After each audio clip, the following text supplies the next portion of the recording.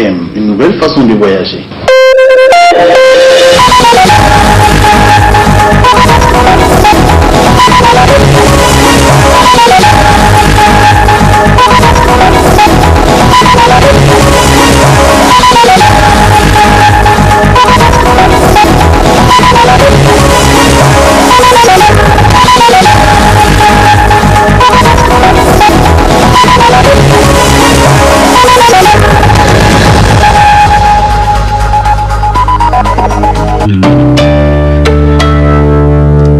Messieurs, dames, bonsoir et ravi de vous retrouver sur cette édition du soir.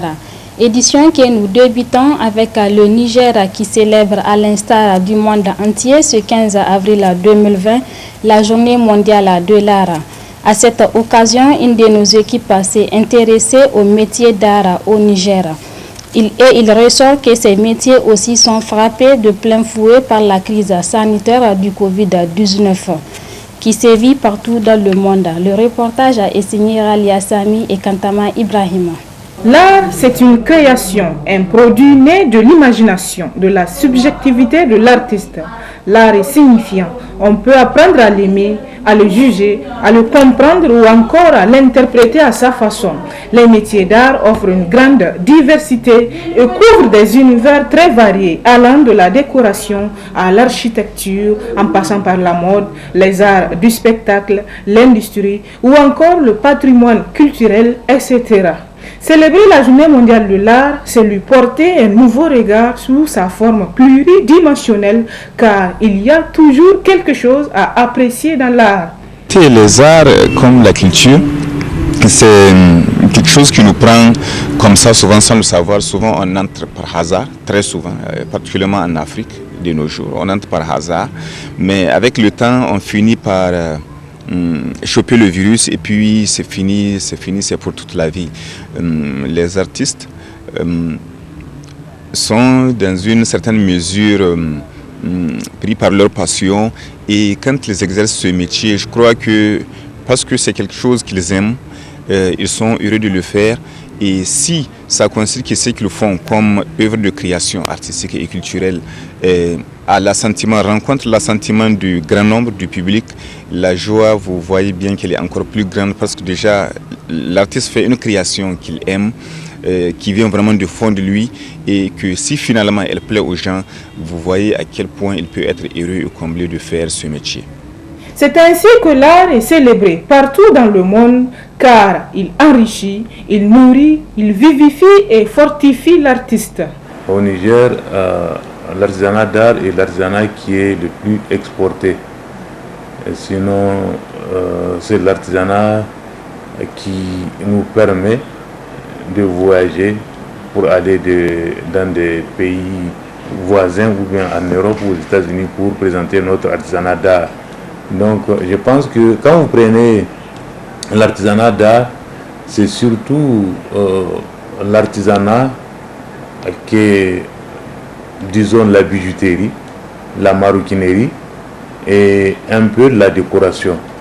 Donc comme c'est la journée mondiale de l'artisanat d'art, donc nous profitons de cette occasion que vous nous offrez pour essayer d'attirer l'attention de nos artisans qui sont dans le domaine de l'artisanat d'art, de faire en sorte que les produits soient des produits de qualité.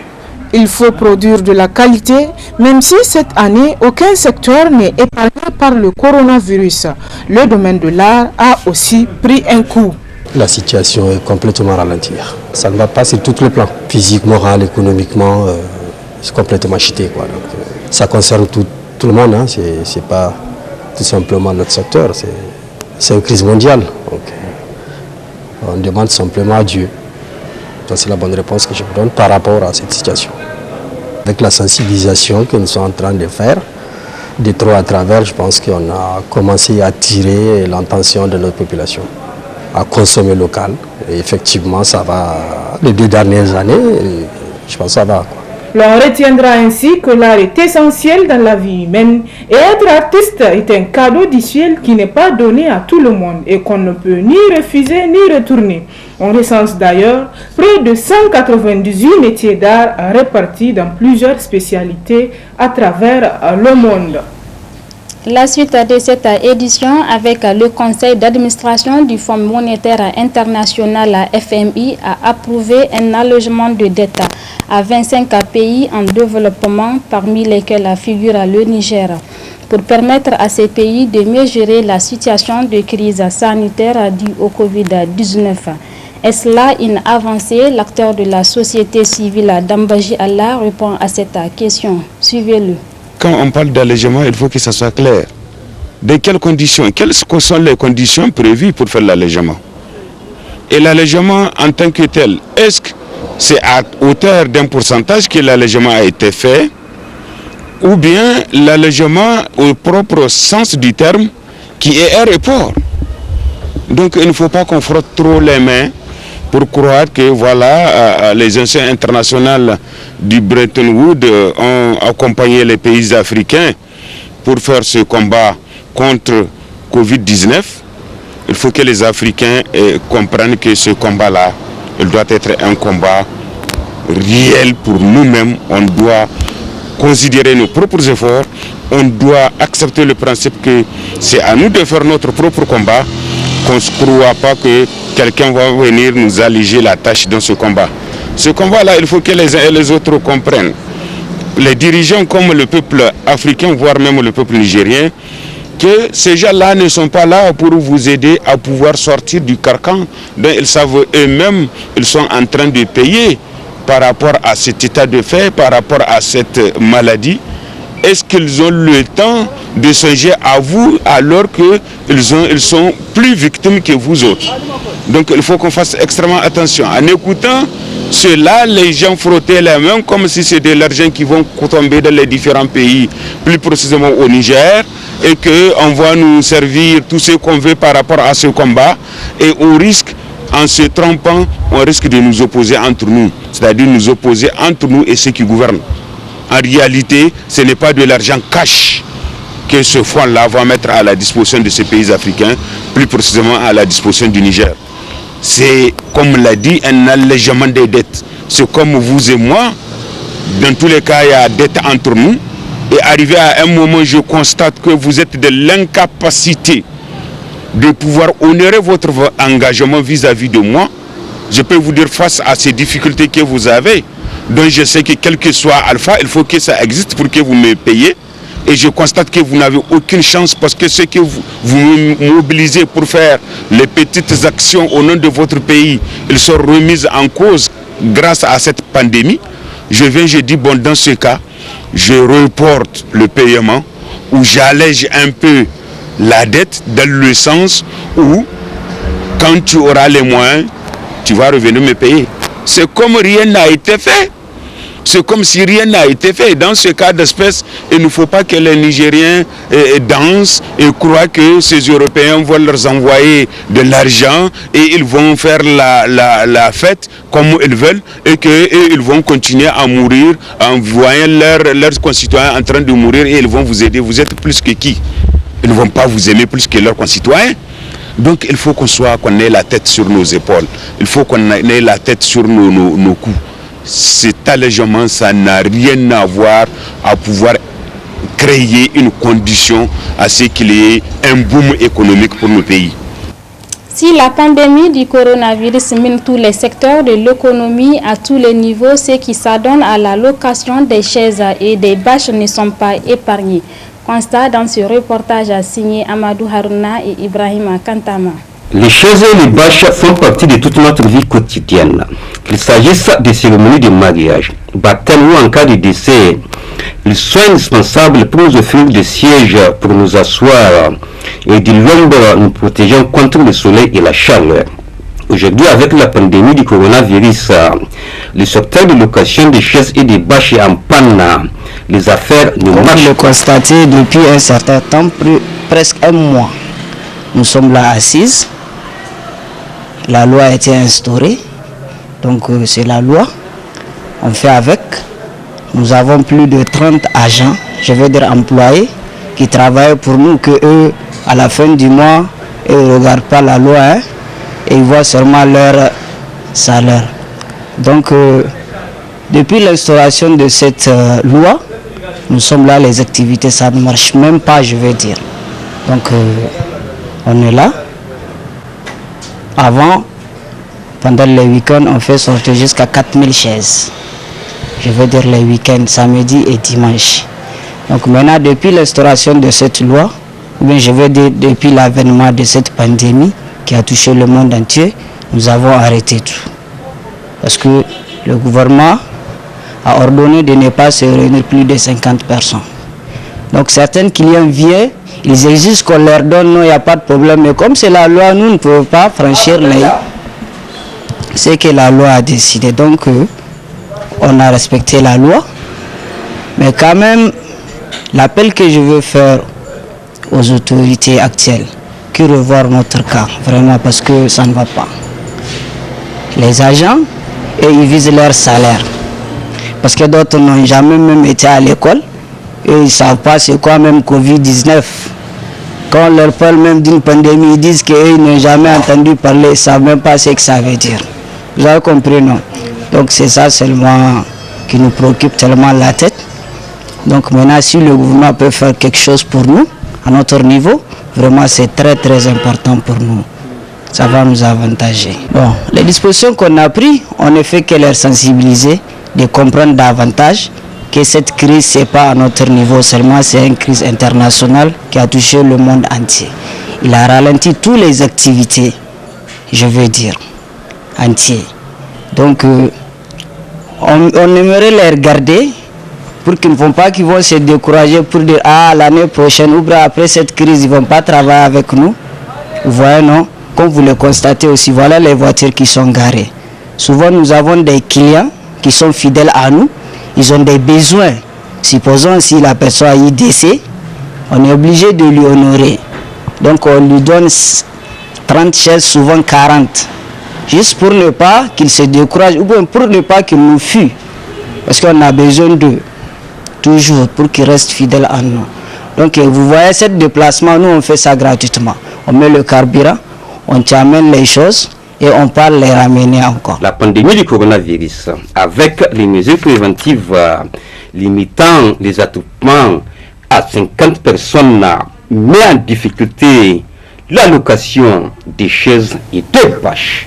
D'un secteur à un autre, intéressons-nous à présent à la vente de bétail au niveau du marché Tourakou. Le Covid y a également laissé son empreinte. Le reportage avec Sharifatou Suleymana. Depuis le déclenchement de la pandémie du coronavirus au Niger, toutes les activités économiques du Niger tournent au ralenti. Aucun secteur n'est épargné. Le marché de bétail Tourakou est aussi frappé de plein fouet. Les revendeurs de bêtes font face à plusieurs difficultés en cette période. Maintenant, dans nos marchés là, vous voyez ceux qui sont là dans les marchés là. On est là, ça ne marche pas beaucoup, mais ça marche un peu, c'est pas beaucoup comme avant là. Parce que maintenant les gens ne viennent pas beaucoup. Même les marchés qu'on a quittés, partis dans les brousses là, on a bloqué les routes. Quand on a dit on a parti, on n'a pas gagné laisser-passer. On m'a dit on me refoulait. On a un peu les gens qui en brousse là qui amenaient un peu ici. Le marché Tourakou, jadis plein à craquer de bêtes, est aujourd'hui quasiment vide. Les revendeurs n'arrivent plus à faire entrer du bête. La marchandise, ça passe, mais il n'y a pas de marché. On ne jette pas. Comme encore, on n'a pas mené ça. Beaucoup. Un peu qui vient. Un peu qui vient. On n'a pas les gens qui ont mené. Depuis le coronavirus là, on a dit, les gens, beaucoup, ils n'aiment pas passer le marché. Nous, on a pris le nombre de gens qui ont des voitures petits ici, là, qui sont partis en brousse payée, là. On a amené là-bas à la Goforanola. Ça fait 2 semaines. Jusqu'à présent, on n'a pas gagné. J'ai parti le matin, j'ai parti le soir, au midi après, demain, ce soir. Aujourd'hui même que je n'ai pas été là-bas. Il faut souligner que, depuis le début de cette pandémie, la commercialisation des bêtes est en baisse. Il faut noter qu'au Niger, le taux de consommation de la viande est élevé. C'est pourquoi il est important de revoir la situation des commerçants revendeurs de bêtes pour qu'ils puissent mener à bien leur activité. Puis parlons du processus d'urbanisation des villes en cours dans notre pays. Les municipalités s'y attellent à pied d'œuvre avec l'installation à Niamey du feu tricolore au niveau des différents carrefours de la place. Afang Beji Kossi et Ibrahima Kantama. Progressivement, presque toute la ville de Niamey se métamorphose avec tant de réalisations et surtout grâce à l'installation de feux de circulation routière, aussi appelés feux tricolores. Ces dispositifs de dernière génération autour des grands carrefours ont pour finalité de désengorger nos routes qui connaissent des embouteillages sans fin suite à l'augmentation excessive d'engins routiers, afin de rendre plus fluide la circulation et de réduire constamment le taux d'accidents routiers.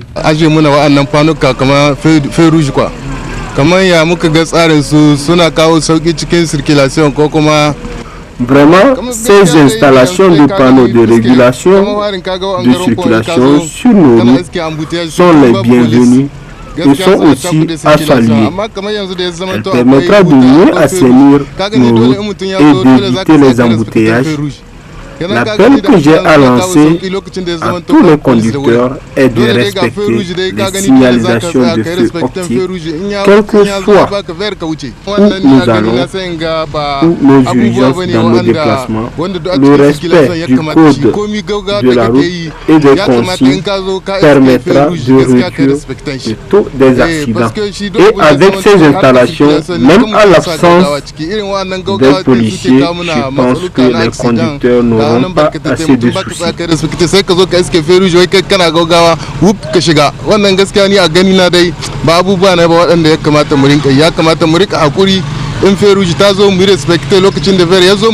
Cette volonté manifeste de faire et d'accompagnement des autorités municipales s'inscrit dans le programme Niamey-Niala visant à donner à la capitale l'image d'une ville coquette au sens des valeurs morales de bienveillance et du coût des investissements conséquents que chaque acteur, quelle que soit son appartenance, doit agir de façon pieuse et responsable en protégeant et préservant les acquis publics lors des marches de protestation. Et voilà, monsieur, d'un point final de cette édition, au nom de toute l'équipe technique et rédactionnelle qui m'a aidé à vous la présenter, vous dis merci de l'avoir suivi. Très bonne suite de programme. Au revoir. Ce journal vous a été offert par STM Ténéré Transport Voyageurs. STM, une nouvelle façon de voyager.